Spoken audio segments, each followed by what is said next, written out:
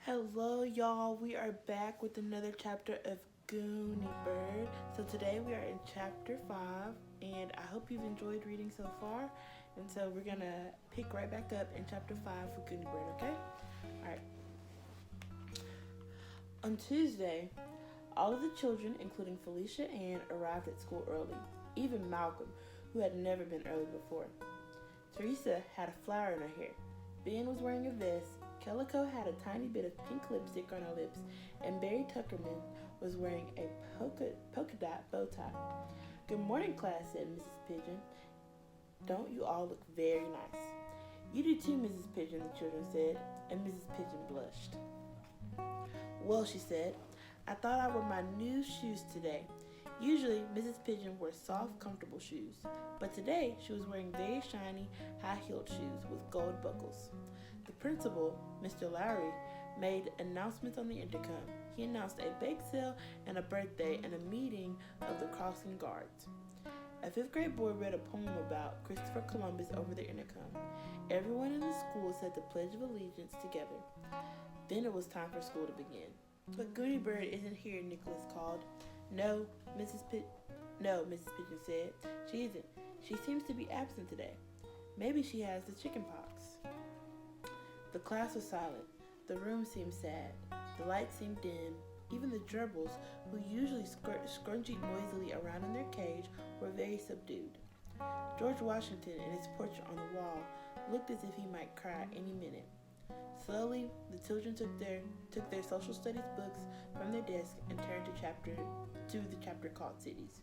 Calico began to cry very quietly. "I don't want to do social studies," she whimpered. "I feel too sad." Malcolm crawled under his desk and curled up in a ball. Suddenly, the door to the room burst open. "It's Gooney Bird," everyone called. The light seemed to brighten, the gerbils began to run in a circle, and George Washington seemed to smile. Gooney Bird was out of breath. "I'm sorry I'm late," she said. "I'm never ever late for anything. I always set 3 alarm clocks, and I lay out my clothes the night before, and I even put toothpaste on my toothbrush before I go to bed so that I can brush my teeth quickly in the morning. But today—" "Wait," she said. "I have to catch my breath." She stood in front of the class and took a few deep breaths. "There," she said. "I'm fine now." She smoothed her red hair, which was flying around, and tucked it behind her ears. Today, Gooney Bird was wearing gray sweatpants, a sleeveless white blouse with lace on the collar, and amazing black gloves that came up above her elbows. "This morning," she explained, "I quite unexpectedly had to direct an orchestra." "An orchestra?" asked Mrs. Pigeon. "Yes, a symphony orchestra." Mrs. Pigeon smiled. "I hear all sorts of interesting excuses for tardiness, but I've never heard that one before." "I believe I'm unique," Gooney Bird said. "Yes, you are indeed. Did you wear your gloves when you were directing the orchestra?" "Yes," said Gooney Bird. "As a matter of fact, I did. I found them very helpful." All of the second graders had their hands in the air and were pretending to lead orchestras. Even Malcolm was back in his seat using 2 pencils as orchestra batons.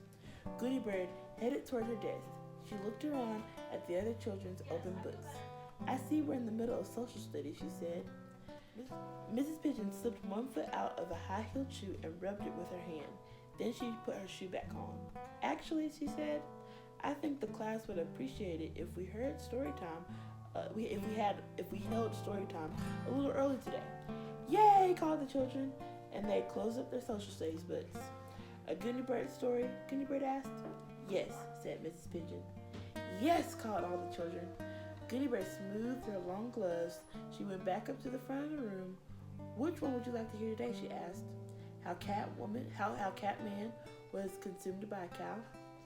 "I'd certainly like to hear about Catman and the cow sometimes," said Mrs. Pigeon. "Maybe tomorrow. But this morning, I'd like to hear one called While Gooney Bird Was Late for School Because She Had to Direct a Symphony Orchestra." "Oh," Gooney Bird said. "All right, I could tell that one." And it will be absolutely true," said Mrs. Pigeon. "Of course," Gooney Bird said. "Have you forgotten? All of my stories are absolutely true." Then she curtsied and began. while Gooney Bird was late to school because she was directing a symphony orchestra. Once upon a time, in fact, it was just this morning, Gooney Bird got up and got dressed in the clothes that she had carefully laid out the night before. She ate her breakfast, brushed her teeth with her pre-pasted toothbrush, gathered up her homework, and put on her elbow-length gloves and started off to Watertown Elementary School. Gooney Bird interrupted herself. She explained to the teacher and the class, sometimes stories start in the most ordinary ways. Then they become exciting when something unexpected happens. Don't you find that to be true? The children nodded, thinking about their favorite stories, like Where the Wild Things Are been suggested, or Little Red Riding Hood, Beanie said, where the wolf appears and you don't expect it. Oh, I'm so scared of the wolf, Calico whispered loudly. Every time the wolf appears, shh, the children said. Gooney Bird continued. Gooney Bird walked down the park street and turned the corner onto Walnut Street. And when she was halfway down Walnut Street, halfway to school, suddenly, she paused. I've explained before, she said, about the word suddenly. It makes things exciting. Sometimes, class, if you're creating a story and you get stuck, just say the word suddenly and you won't have any trouble continuing at all. What a good idea, Mrs. Pigeon said. We should start a list called Writing Tips. What happened suddenly on Walnut Street, Gooney Bird? Gooney Bird continued. Suddenly, she saw an enormous red and white bus coming very slowly. Every window had a head on it. The bus was quite full of people. Gooney Bird was amazed. Even though she had lived in Watertown only a short time, about a week, she knew that the town of Watertown did not have enormous red and white buses. Watertown had 2 medium-sized yellow school buses, Gooney Bird knew. And she knew also that one of Watertown's churches had a small white bus, really a long van that held a rainbow, that had a rainbow pattern on it and said Jesus is Lord on each side. But an enormous red and white bus was completely new to Watertown. As Gooney Bird watched, it moved very, very slowly down Walnut Street. She could see that the driver, though he was steering carefully, was also trying to look at a map in his hands. The bus driver saw Gooney Bird and he beeped his horn in a very small beep. He pulled the bus to a stop with a breathy sound of brakes. Then he pushed the handle that opened the folding door. Excuse me, the bus driver said. You look as if you're on your way to school. Yes, I am, Gooney Bird replied, and I certainly don't want to be late. I am never, ever late. The bus driver looked as if he might begin to cry. I feel exactly the same way, he said. I am never, ever late. But this morning, I have a terrible problem. He held up his unfolded map. Do you need help folding your map? Gooney Bird asked. Is it hard to fold a map? But I find that if you follow the creases very carefully. No, the bus driver said. My problem is that I'm lost. Oh dear, Gooney Bird said. And the driver continued. We are going to be late for a concert. A concert? Yes, I have an entire symphony orchestra on this bus. Gooney Bird paused. Questions about orchestras, she asked class. Barry Tuckerman was waving his hand wildly. We know all the parts of an orchestra. We listened to A Young Person's Guide to the Orchestra. Winds, Ben called. Strings, Teresa called. She pretended to play an imaginary violin. Brass, Chelsea called. She tried to make a trombone noise, not very successfully. Percussion, said Malcolm loudly, and he began to tap his 2 pencils in rhythm on his desktop. And also, Barry called out, his hand still waving, we listened to Peter and the Wolf. Oh, Calico said in a small voice, I hate when the wolf comes. Every time that wolf appears, shh, the children said. Gooney Bird continued. So Gooney Bird climbed up the steps and got on the bus. Every seat was filled. There were men and women in the bus, all of them dressed in black. All the men were wearing black turtleneck shirts. The women were all wearing long black skirts. They definitely looked like an orchestra, but they looked very distressed. Where are you supposed to go? Gooney Bird asked the bus driver. To the town hall auditorium, he said. We are supposed to play a concert there this morning. He looked at his watch. It began in 20 minutes, he said in a worried voice. I'll get you there, Gooney Bird said. The bus driver called to the orchestra players. This wonderful girl is going to direct us, he said. Yay, the orchestra players all called. Luckily, even though she had lived in Watertown for only a week, Gooney Bird knew exactly where the town hall auditorium was, because her father had pointed it out when they drove around the town. There is the hospital, her father had said. Go there if you happen to see a bank robber on the loose. And there's the town hall auditorium, her father said. Go there if you want to see a ballet or a concert. Start the bus, Gooney Bird told the driver, and turn right at the very next corner. It was a good thing that she was wearing her long black gloves when she pointed. Everyone could see her long black pointing fingers. There was no place for Gooney Bird to sit down, and we all know that it is dangerous to stand while a bus is going, but she had no choice.